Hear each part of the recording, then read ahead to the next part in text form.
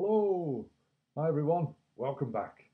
And in today's video, we are going to look at the third and the final crisis during the Cold War in the 1960s.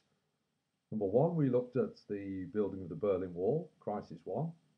Number two, we looked at the Cuban Missile Crisis. And the final one, later on in the 60s, 1968, we moved to Czechoslovakia and we look at something called the Prague Spring. And the leader of USSR at that time, a man called Leonid Brezhnev, the man with the most fantastic eyebrows during the Cold War. So, let's have a look. What happened in Czechoslovakia 1968? Well, from 1948, Czechoslovakia had been part of Eastern Europe, the Eastern Bloc, the Warsaw Pact, and it had been a close and loyal follower of Soviet Union. But during the 1960s, its leader was a man called Novotny. Now, he was very loyal to the Soviet Union. But some people in Czechoslovakia at that time were becoming slightly unhappy with the way that their country was going. Economic hardship. For example, the Soviet Union made Czechoslovakia make steel for the Soviet Union. But of course, what the Czech people wanted were consumer goods to make their lives better. But that wasn't happening. So economically, people were unhappy. Also, politically, if they were unhappy with what was going on, they wanted to be able to say something and do something about it. But the Czech secret police were cracking down very severely on any opposition at all. So throughout the 1960s, there was opposition to the Soviet Union in Czechoslovakia. Towards the end, there were calls for reform or change, and this was led by a man called Alexander Dubček. Great name.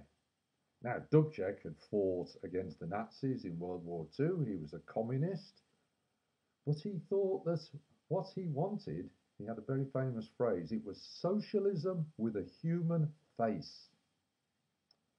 And as opposition to the Soviet Union increased, support for Dubček also increased.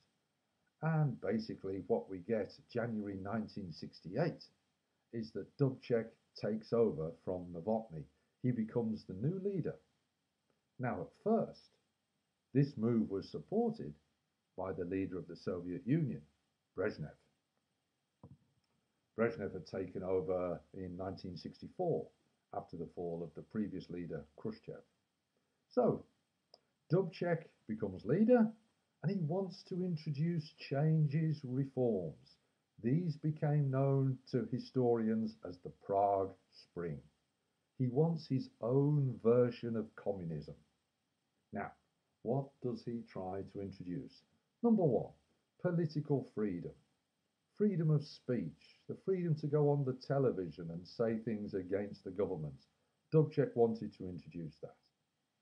He wanted to allow travel to the West, to Western Europe, particularly West Germany. He wanted better trade with West Germany. He wanted opposition parties to be allowed, trade unions and workers to have more power, and also he wanted to cut down on the power of the secret police. He didn't want people to be put into prison without having a trial first. These were his reforms. This was socialism with a human face. Now, some people in Czechoslovakia welcomed these reforms, mainly students, younger people, intelligentsia, maybe people, university professors, the workers. There was a group of people who strongly supported these reforms. At the same time, however, often sometimes the older people, people who'd had longer under the Soviet rule, they still wanted to be loyal to the Soviet Union. So there is a difference here between the two groups. Now, Dubček, of course, is socialism with a human face. Here's a quote.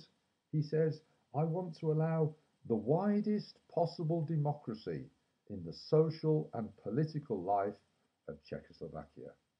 Sounds pretty good. What would Brezhnev do? There's a choice. He could allow it, or he could crush it. Which do you think Brezhnev decided to do? Well, let's find out. Now, Brezhnev is concerned. Why? Why is he bothered about what's happening in Czechoslovakia? Any ideas? Well, here's a couple. Let's see how many of these you could think about. He's concerned if Czechoslovakia pulls away from the Soviet Union. What about all those other satellite states? Will they also pull away? Will the Soviet Union become weaker, particularly in its struggle against capitalist America?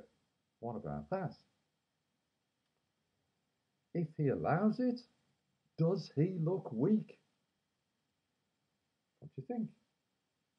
Also, of course, some of the leaders of the other satellite states, for example, in East Germany, a man called Ulbricht was the leader. In Poland, a man called Gromulka was the leader. They're saying to Brezhnev, stop it. Look, your leader Novotny is being kicked out. Ulbricht, Gromulka, were they worried that they too would be kicked out? So they're saying to Brezhnev, you must stop this. Now, at first, Brezhnev, who was a friend of Dubček, they were actually friends, he tries private persuasion. He says to Dubček, look, what's happening here? Dubček is promising, look, I will be loyal to the Soviet Union, but we need a bit of independence. 4 months, they're talking. In the end, Brezhnev makes his decision. What do you think it is? Is it peace or conflict? Any ideas? Well, here's a clue. Hard hats on? Yes, it was conflict, ladies and gentlemen. Brezhnev takes the decision and he sends the Soviet tanks and almost 500,000 Soviet troops into Czechoslovakia. He is going to stop the Prague Spring and, if necessary, stop it by force. Now, what would the reaction be? Well, obviously in Czechoslovakia, many people are unhappy with this. But think about video number 6. Look back at it. It was to do with the Hungarian Uprising. In that uprising, when the Soviet Union sent their tanks in, there was a lot of violence and death in Hungary. In the Czech situation, it was slightly different. Yes, people went out onto the streets and protested and demonstrated and had banners and marches, and one man even set himself on fire to protest. But here's the key point. The Czech army did not fight. So the Prague Spring was defeated. Under 100 people were killed. Now, each one, of course, was a tragedy, but that's quite a low number, really. Dubček was arrested, taken to Moscow, replaced by a loyal member of the Soviet Union, a man called Husak. Now, he was Czech, but he was loyal to the Soviet Union. The Prague Spring was over. Soviet Union-style communism was back in Czechoslovakia. Brezhnev had made his decision. His eyebrows were twitching. What should I do? Okay, now, that's the Prague Spring, ladies and gentlemen. But here's a couple of things to have a think about. We've seen how Brezhnev reacted, but how did the West, how did America react? What did they do? Any ideas? Well, when the tanks were sent in, America and the countries in Western Europe, for example, Britain and others, yes, they protested. Yes, they went to the United Nations and said, look, let's condemn this. This action is wrong. But they did nothing else. They did not really decide to do much else. Why not? Any ideas? 1968. I wonder what America was doing in 1968. Yes, they were very busy fighting their own war in Vietnam. The Vietnam War was still going on. So America was concentrating on Vietnam.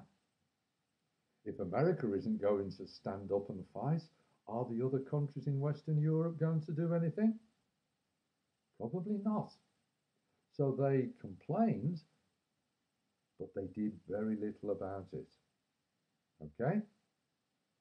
Also, of course, since Cuba, 1962, the Cold War had actually decreased slightly in tension. The two countries were talking to each other. So here we are in 1968. Would America decide to sort of increase the tension again back into the Cold War? Possibly not. So the international reaction was quite limited. Ironically, some people who did oppose it were the communist parties in Western Europe. For example, in France, they thought it was wrong. So that showed that Brezhnev's Communist Party from the Soviet Union did not have control over communist parties all over Europe. So, the conclusion, our final thing. What did the Prague Spring show? Number one, Czechoslovakia was brought back under Soviet control. Number two, Brezhnev and his eyebrows had shown the world that he was strong, he was determined, he would act, if necessary, using force, using violence. He proved to the USA that actually he was a strong leader, someone that they couldn't ignore or mess around with. Of course, relations between the two superpowers, America and Soviet Union, were downgraded as a result of Prague Spring. They got worse. The Cold War, although it had been slightly improving since Cuba, the Prague Spring showed that the Cold War was by no means over. And the final thing, something called the Brezhnev Doctrine. Doctrine, ideas, beliefs. The Prague Spring showed Brezhnev had his own ideas, his own beliefs, and it was called the Brezhnev Doctrine. And this is what the Brezhnev Doctrine was.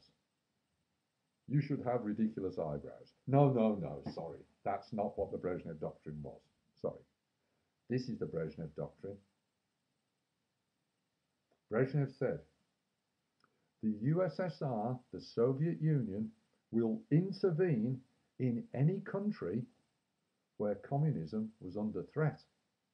And he actually went further and he said the USSR had the right to invade any country whose actions were threatening the security of the Eastern Bloc, the Warsaw Pact, USSR, and any of its satellite states. So he's basically saying to the world, we will act, we will invade if we feel threatened.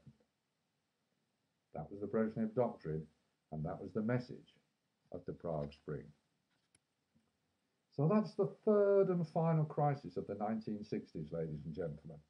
The Cold War was about to enter a new phase as we entered a new decade, the 1970s. I wonder what will happen in the 1970s. You'll just have to wait for the next few videos. Hopefully to see you soon. Take care. All the best.